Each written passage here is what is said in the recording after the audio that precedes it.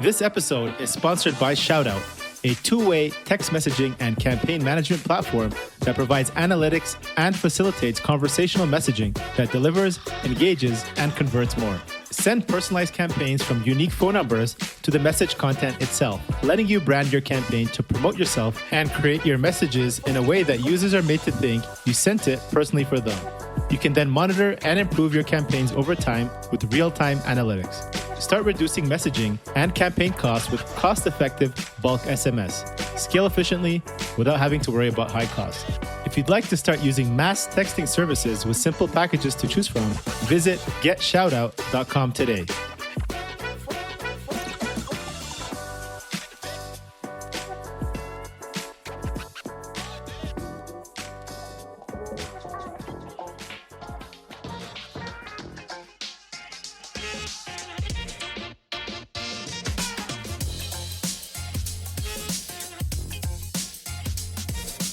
Hello, everyone. This is your host, Akil Jabbar, and welcome back to another episode of SaaS District.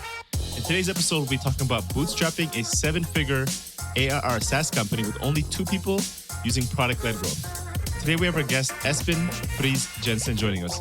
Esben is the co-founder and CGO at Userflow, which offers the fastest and most user-friendly onboarding flow builder for SaaS and online businesses in the market.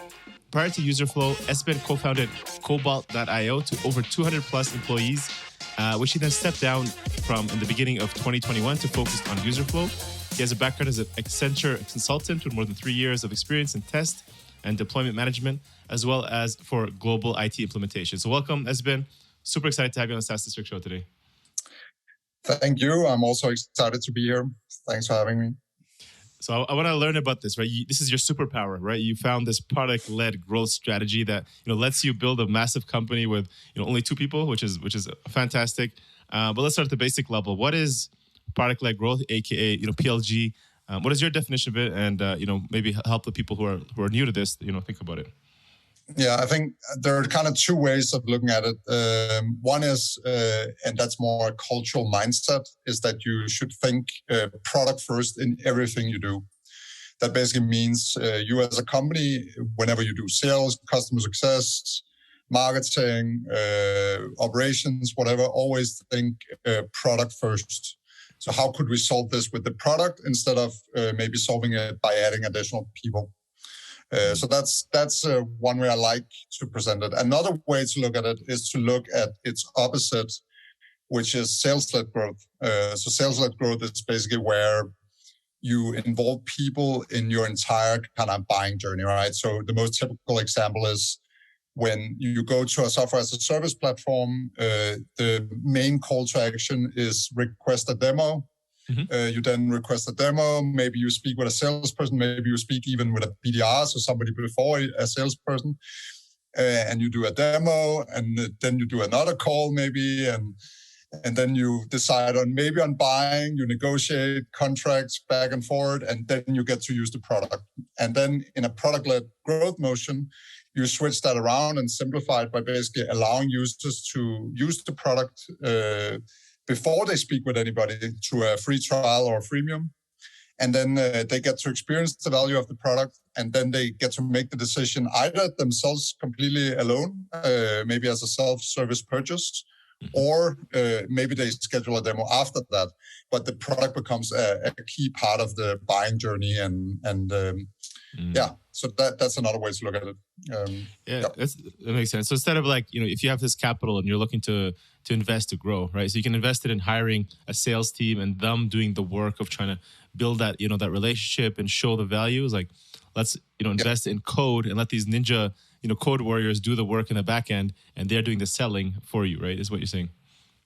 Yeah, so you definitely need a strong product team in a product-led growth company. But I wouldn't say you completely have to exclude sales. As I said, there can still be, some people call it sales assist, or they call it product experts, or whatever you want to call it. But you can build a new type of sales team that is centered around the product, right? So the product is still the main driver for selling, but the sales team is kind of supporting that journey, right? But the sales team doesn't become the primary go-to and call to action. The product is, and then sales is kind of assisting that process. Okay, so if I'm thinking of starting a SaaS, or I'm trying to think of going this direction, because maybe most are thinking about the sales-led growth strategy, and they're like, okay, I want to optimize this and structure my SaaS like this. What are some tips you'll tell a SaaS founder that wants to create, maybe not perfect, but the most optimized auto selling product? Yeah, no. So you actually do need a very strong product, right? That needs to be a core focus of yours. To build the best product possible is really the essence of product-led growth. You can't fake it, right? And I think that's a big part of it. Is really in a sales-led model, you can kind of fake it. To be honest, right? Yeah. You can sell a lot of PowerPoints and stuff like that, and then when people get to use the product, it's not really what they expected, right? But in a product-led growth motion, you can't fake it. So you need to have a strong product. So that's definitely number one. When you then have a strong product, I think there are a couple of things you can do. So one is, as I said, make product as part of everything you do. So that goes for your marketing material. Your landing page should highlight the product. You should have a free trial of some sort, so the users can actually go and experience the product on their own.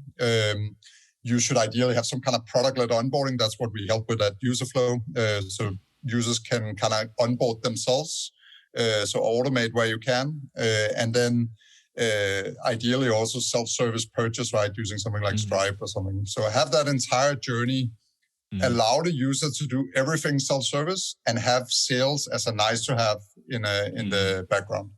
And when you say that word, great product, right? I think that's kind of broad, right? So you say, okay, you can optimize marketing, so they'll come in, they'll understand what's happening. I have a free trial now. I can go in and use the product, and I have all these, now have all these resources, and there's a nice onboarding flow.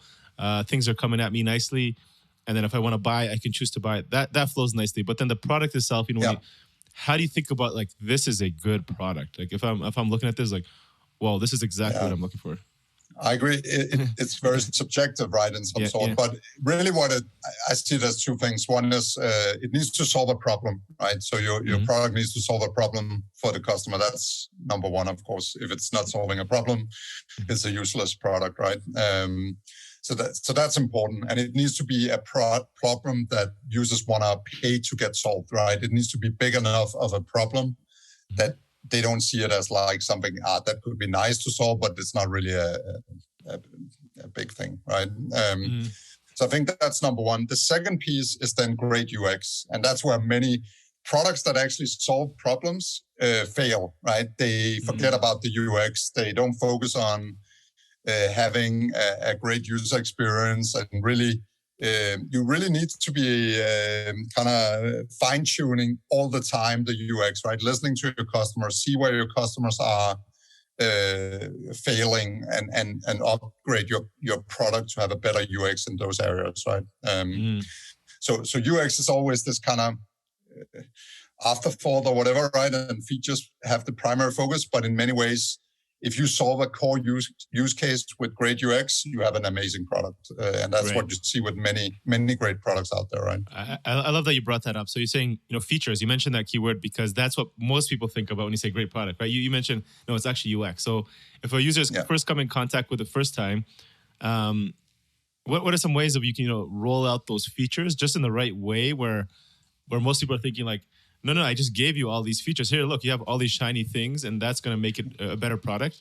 But rather, it's like, no, hold on. Let's walk you through this journey. What are some ways you can, roll it out the right way to give the right solution at the right time? Yeah, I think that's where kind of the main onboarding. So let's say a user signs up for the free trial for the first time, right? They go into your product. Your product might have 10 great features or whatever, right? But it often, and that goes back to this kind of solving the product problem. You have some kind of main problem that this product solves. And you need to identify, okay, what is that key aha moment, as you call it? Maybe it's more than one aha moment, but it's still like, what is that key use case that you want users to discover first? So to use Userflow as an example, our core use case is to build onboarding flows inside products, right? So we really want the user to experience how easy it is to build these kind of flows. So that's the first thing we focus on. The first time they log into our platform, we show them an onboarding flow to basically guide them to build their very first flow. Mm-hmm. And then you can say there are lots of other things to Userflow. There's like user tracking, theme editing, et cetera, right? There's all sorts of things you can do with Userflow, but we really focus on that core use case of building your first flow. That's the key aha moment we want to bring to first-time users. So that's how you should think about it. Really, what is the core value of your product? Really bring users to that experience first, and don't focus on all the kind of shiny add-on things. They will discover them later on, right? But really focus on the core of it and bring the users to that. And how can you help them kind of see the differentiate? So if they're coming in, they're probably they're coming in on a free trial or free kind of lower pricing tier. So you want to kind of limit them on how much features they're seeing, and you're saying eventually they'll want to see these other stuff. And they'll be kind of curious and like, hey, maybe I want to upgrade. How can you help them during that onboarding or even during their journey, help them see it, learn about it, understand the value of the premium features without getting kind of confused while still being on the lower plan? No, that's where UX comes in, right? Like simplifying your product so you have a great navigation that doesn't overload the user with information, right? I think that's key. And if you have a product with many functionalities, you can consider hiding some of the functionality to begin with, right? That's one approach you can take. I know like tools like HubSpot and so on, they kind of hide some stuff. And then you have to do a pro trial to actually see it. So they definitely know they have a lot of functionality. If we're going to show everything to first-time users, they're going to get information overload. Let's hide some of it. And then they actively have to go and select like a pro trial to see the additional functionality, right? So if you have that much functionality, you can do that. If you just have more limited functionality, one thing you can do is kind of show the functionality, but kind of put a pro badge on it or whatever, a badge that kind of says, this is the functionality that has an extra cost. You can look at it if you like, but it's not part of the base package, right? Right. So I think there are two approaches, and it kind of depends on how much functionality do you have. Are you like CRM, style like HubSpot that is filled with functionality, right? Or are you a more basic product? Right. And maybe, speaking about, so you mentioned HubSpot, is there any examples of, some other SaaS companies that you've seen who've done this really well in terms of their onboarding or even their customer success and ensuring that those features, and why you think those have been so successful? Yeah, no, I think there are many tools out there. I would like to think about some, but I think Slack always does a good job at like highlighting new stuff, right, in their app. When there's something new, they kind of highlight, okay, here's a notification. There's something new happening here. You can take use of it. And maybe it's an additional payment and you have to do it, right? So that's something I've seen. We use a tool called LogRocket as well, which I think does a great job at like highlighting pro functionality. This is something they do the batch approach, right? Where it's like clear, okay, this is there. And if you want to play with this, you have to, you can see the functionality, but you have to activate like a pro trial to actually try it out, right? So it's kind of like a mix where they show a batch and then you actually have to activate it to use it, right? But they at least make it available so I can try it. What was that tool called again? So we'll just put it in the show notes. LogRocket. LogRocket. All right. Okay. LogRocket. Awesome. Yeah. And then we, of course, have all our great customers. So like Indicative, Intuit, so on. Like a lot of these tools are using Userflow to highlight new features with tooltips or modals or whatever, and are doing a great job with that. Nice. Makes sense. And then you're talking about your story. Here's the last piece of this, equation is like, okay, you're talking about how great this is, but you actually implemented it yourself because this is not just theoretical. You have a high growth bootstrap business, scaled to 7 figures with only 2 full-time employees, and then you said you just hired your third. So what did you guys do? What were the effective channels that helped you guys? What did were you guys just like 2 ninjas working like coding in your basement for like 2 years, and then you came out and was like, here, we have something here? Or, you had all this money and, walk me through that. Like, how did you guys do that? It's probably a mix of that, right? It's, you definitely need a strong engineer. So my co-founder, Sebastian, is an amazing engineer, kind of unicorn engineer in many ways that can do both product and engineering. But I think what you see in many startups or many successful startups is that is the case, right? They have some kind of strong engineer, but they still end up becoming more sales-led over time for some reason. Sure. But in our case, that's the baseline, right? Have a strong engineer who can build a strong product. That's you need that. But then, having said that, we always kept a strong focus on building product-led, right? And that means our landing page, the primary call to action is sign up for a free trial.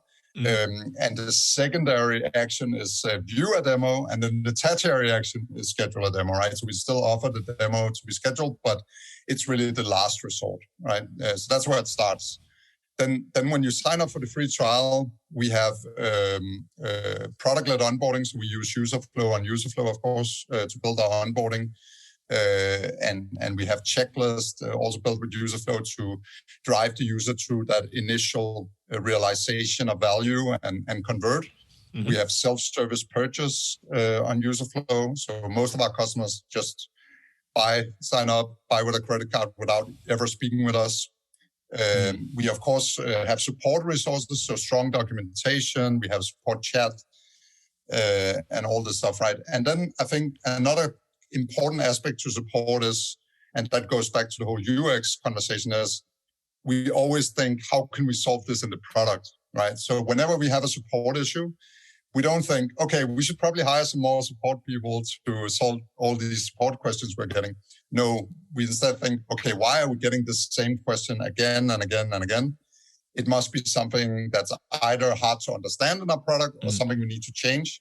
So we always are very focused on solving those kind of UX challenges that result in support questions. And that's how we've been able to scale to a large extent. I think the support burden would have been much higher if we hadn't had that mindset, basically.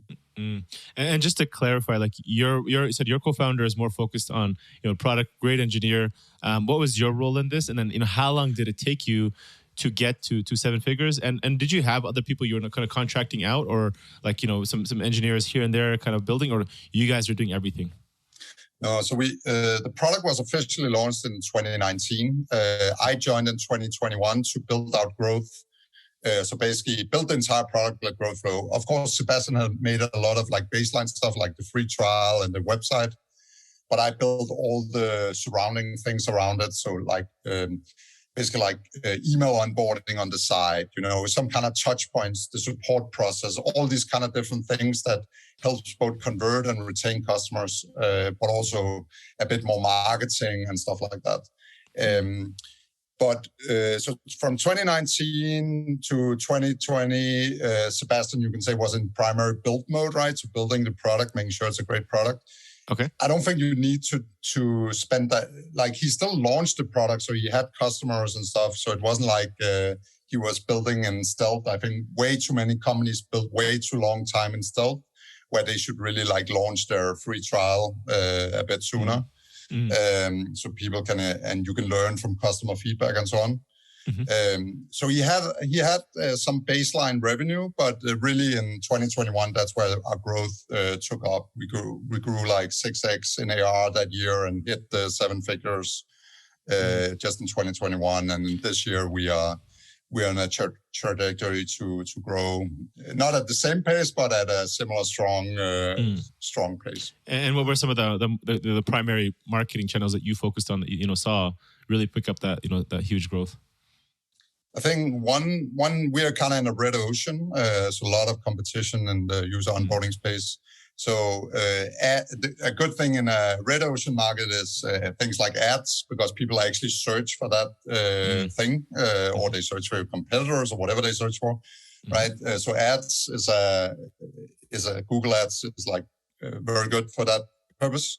But then we also did a lot of thought leadership, right? So a lot of thought leadership on the product-led growth space, on the user onboarding space, is something we've been very successful at sharing best practices. Product-led growth is this kind of new thing that everybody's trying to get into, but they're finding it kind of hard because it's really a culture change, and you need to think product first is easier said than done, basically. And that's a big part of what we're driving. We're very opinionated And I think to drive culture changes, you need to be very opinionated. You need to have strong feelings about why this is the right thing, right? And why this is the future. And I think we're doing a good job on that. So I would say those have been our two primary channels. But then we also have done a bit of outbound, like maybe some email campaigns or something, but it's not really been the big factor for us. It's really the inbound engine so customer referrals is of course a big thing as well. Makes sense. So running some ads, and so once you have a solid product, really focus on hitting the ads, and then doing some thought leadership, SEO, PR, and getting your name and brand out there. Makes sense. Exactly. Yeah. I think as outbound gets harder and harder, that's the way to go, right? But you can only do that if you have a great product, because otherwise it's hard. Yeah. I agree with that. Cool, awesome. This has been really good, Esben. Love your kind of story and the value you gave. I think there's a lot of value that people can get from it. And if they're looking to think about SaaS, this is a new way of thinking, and I agree that maybe people should start thinking about this way. It's not as challenging that you don't now have to build a whole sales team and invest in really all that overhead, and just be that engineer and look into your product and solve your problem really, really well, and let the product sell itself. Right. So I want to shift gear. I agree. Yeah. Love to shift. Talk a little bit on the personal and rapid fire. The fun part of this interview. So should be just minute each or less for each of these answers. So are you ready to roll? Let's see if I can. Let's hear it. All right. Let's do it. All right. So outside of work. Because it's easy to run into that. People say, I love my job. That's cool. But what's one activity you enjoy outside of work that gets you into flow state? So it's basically hiking and biking. So I do hike. I've over the last 1.5 years during the pandemic, I've been traveling around the U.S. living in different states close to national parks, and just hike in the weekends when I'm not working. Love it. So that's been amazing. That's something I love doing, and also going on my bike, bicycle. The same thing, right? So getting out in the nature, enjoying life.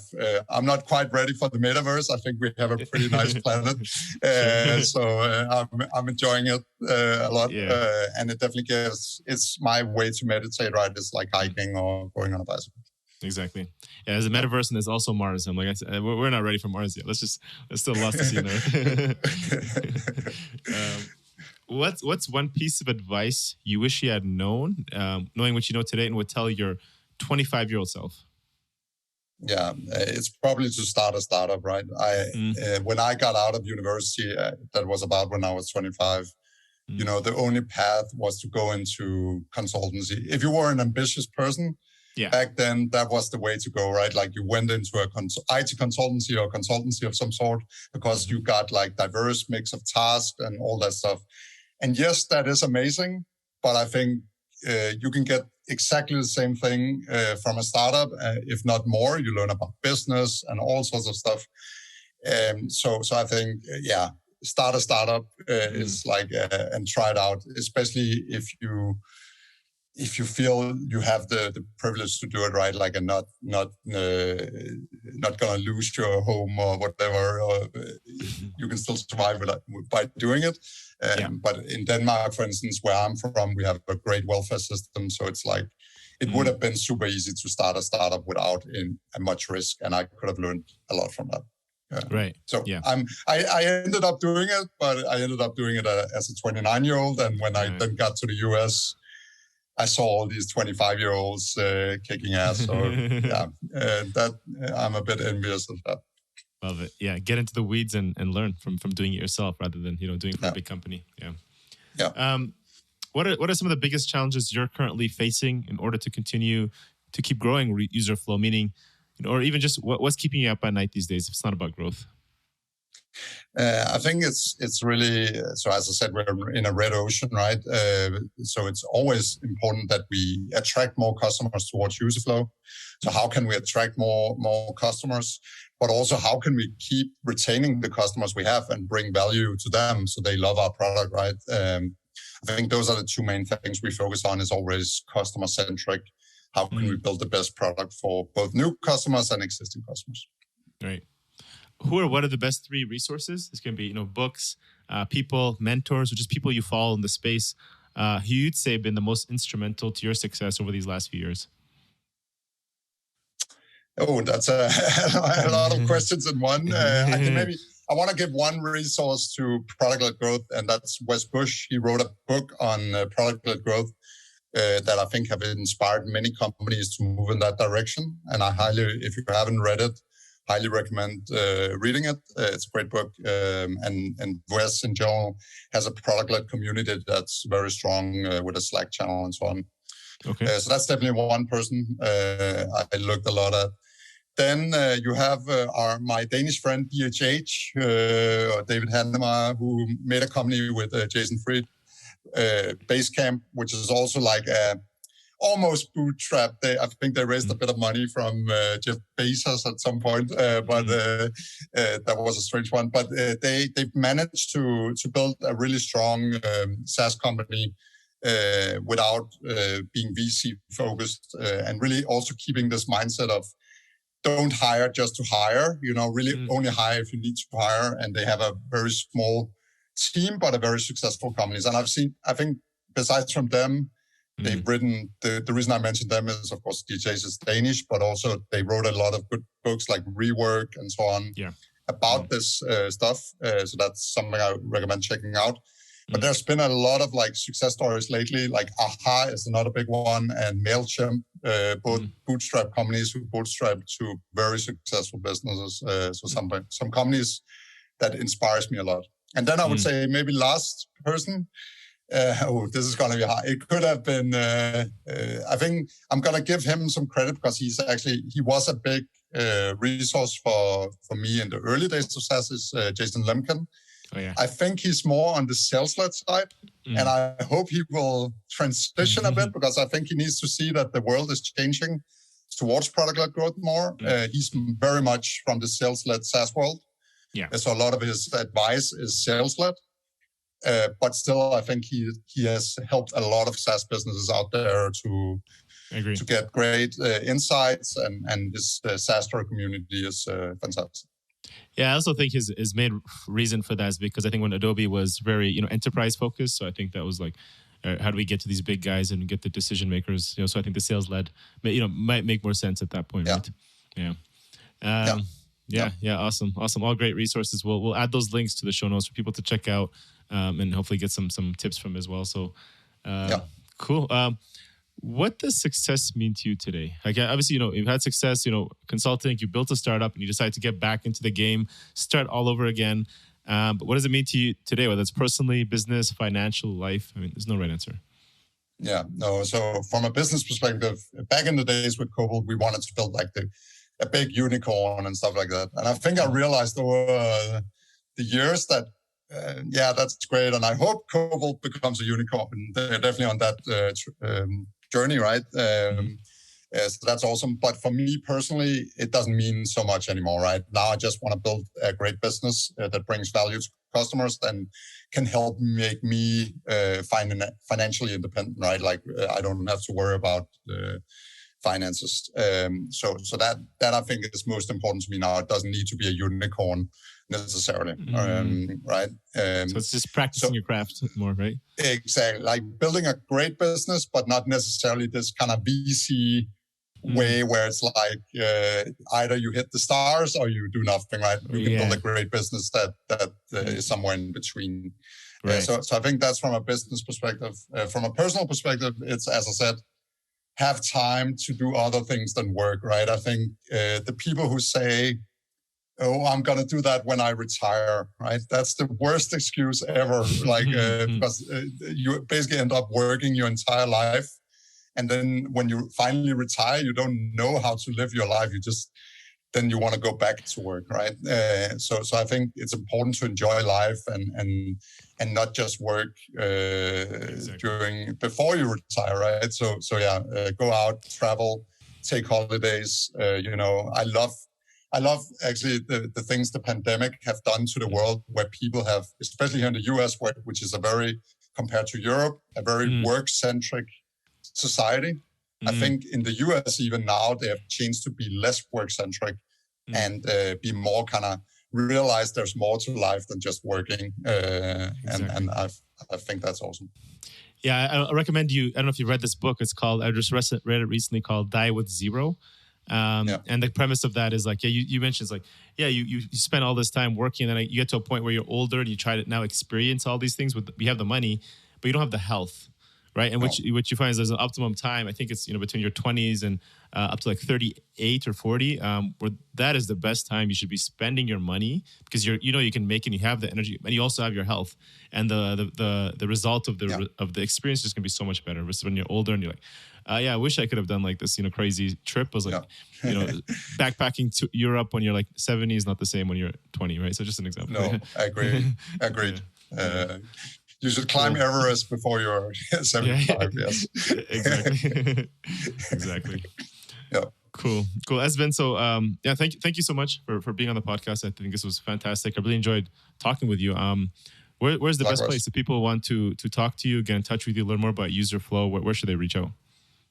So LinkedIn is probably the easiest way. I'm on LinkedIn with my name, of course. And then I'm also on Twitter. And then if you want to find out about Userflow, we're on userflow.com. And we also actually have 2 video series there that are quite interesting. One about how we do product-led at Userflow. So basically from end to end, how we approach product-led at our own company. And then we have one on onboarding best practices. So where you can learn about how to build product-led onboarding for your own business. Awesome. Cool. So guys listening in, check out userflow.com and make sure to reach out to Esben on LinkedIn. All right. Thank you so much once again, Esben, and appreciate you joining us SaaS District show today. Thank you. My pleasure. Cheers. Thank you all for watching this episode and joining SaaS District today. Don't forget to like, subscribe, and hit the bell for future episodes where we interview top leaders in the SaaS industry. If you're a SaaS company looking to grow and unlock the true value of your business, get in touch with us at Horizon Capital, and myself or one of our consultants will provide a free assessment to help you get there and hit your goals. If you have any feedback or suggestions for this podcast, please comment down below and help us improve our content for you all. Thanks again, and see you on the next one.